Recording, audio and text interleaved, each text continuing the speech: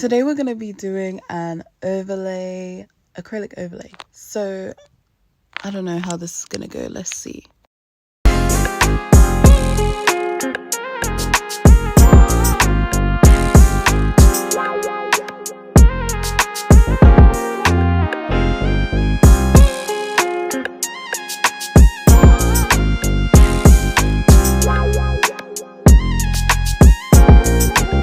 In this video, I'm literally just going to take you through the process of me doing this acrylic overlay on myself.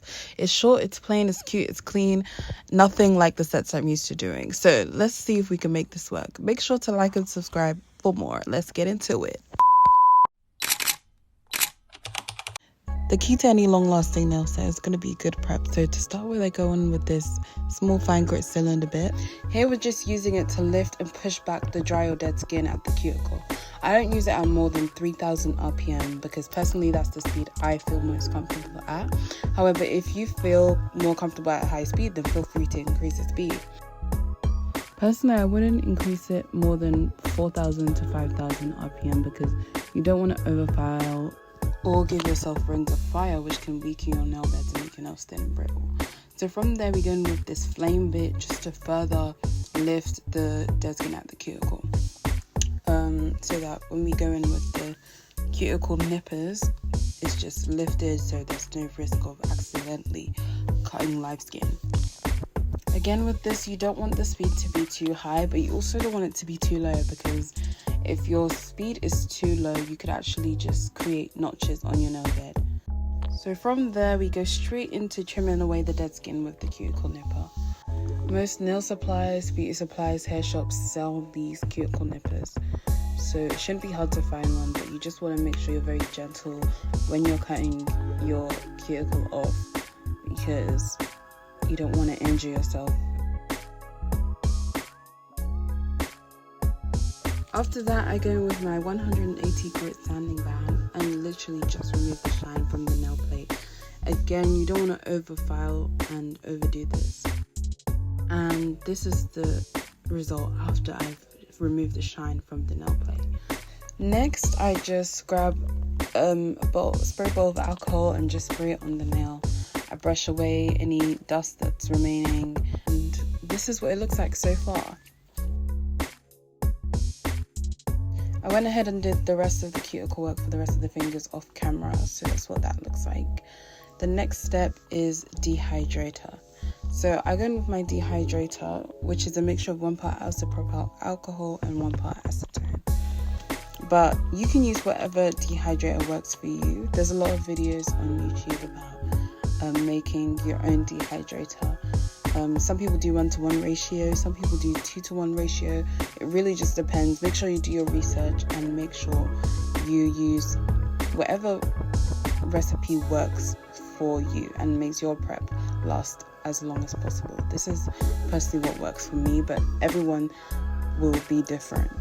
Then I go in with my primer, which is the Mia Secret Nova and acid-free primer extra bond. I heard a lot of good things about this primer, so I got it, and I will say it does live up to its reputation. You can find this product in my Amazon storefront. The link will be in the description below, or you can click the banner showing on the screen right now to view the product right now. I apply 1 coat to all the nails together, and then 1 more coat individually right before I place the bead of acrylic. So you can just see me applying the primer there. So now that we're prepped and primed, let's move on to application. So today we'll be using my favorite brand of acrylic, Neo Nails. The shade we're using today is Cameo Pink, and I'll be using this alongside the Neo Nails Maximum Adhesion one. I've just applied the 2nd coat of the Mia Secret primer, as you can see, which again is in my Amazon storefront. I will say that this shade of acrylic, Cameo Pink, is really good if you're looking for a shade of acrylic that works on multiple ranges of skin tones. On this finger, I did do a 1 bead application, but on the others, I used between 2 and 3. I'm using a size 18 brush here, which means that I can, if I wanted to, do a 1 bead application. But if you were using a smaller brush, you may need to do multiple. But again, it also depends on how much you put on your brush. With this overlay, I was looking to achieve a square shape. So when laying out the acrylic, I did make the beads kind of on the drier side because of course my actual nail is rounded. So in order to achieve the square shape, I wanted to be able to shape it. Especially given that I'm working with no tips, I wanted it to be dry enough for me to shape into the square.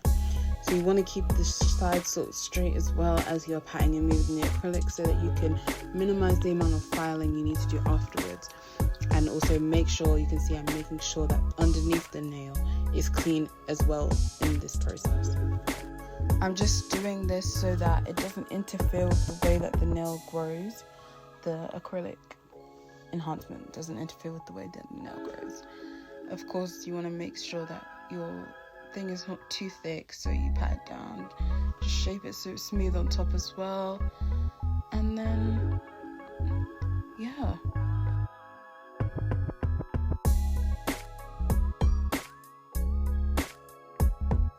And this was the final result. Next is shaping.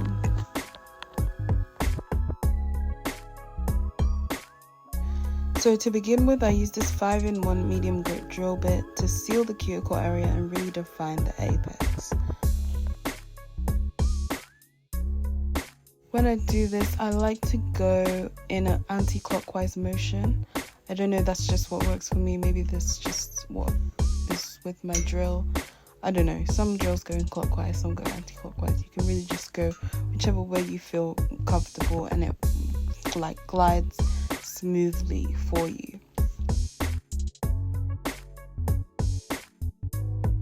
Now go in with my sanding band again. I just wanted to highlight how important it is to not have a drill on a slow speed. Here you can see where the drill actually stops and it actually creates a notch in the nail. So I had to go back, turn up the speed again, literally just so that it wouldn't be too slow.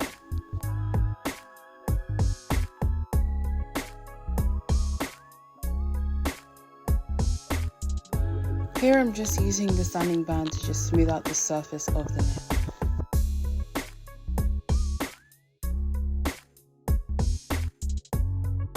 With nail enhancements, you always want to make sure you have a smooth and level surface, not only because it looks more polished, but also because if you're adding nail art such as decals, charms, gems, or even hand-painted designs, a level and even base will make it that much easier to apply these add-ons, and also it will make it look way nicer.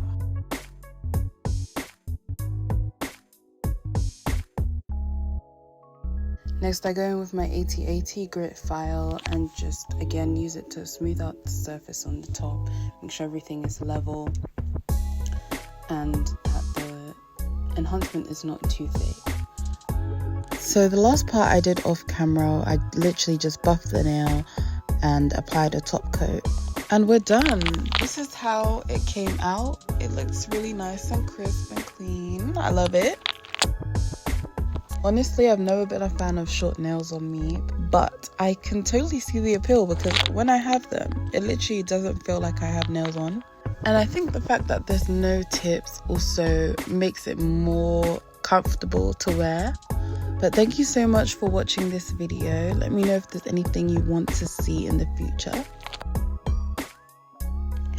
All the products that I use, if not from Shine or from a specific brand that I mentioned, can be found in my Amazon storefront. And then you can also see where I've posted photos of the nails I've done and then each product that I used from Amazon for that set. My Amazon storefront is organized so that you can see each specific stage of the process of doing any type of nails. So there's a nail art section, a sanitizing section, a nail prep section, so that everything you need for that specific stage of the process you can find in each folder. I get a lot of questions also about how I create my content or how I film my sets, take pictures of my sets. So there's a section dedicated to content creation as well in my Amazon storefront. Make sure to follow my Instagram because that's where I'll be posting most of my sets, posting updates and all of that sort of thing. Again, thank you so much for watching this video and see you in the next one.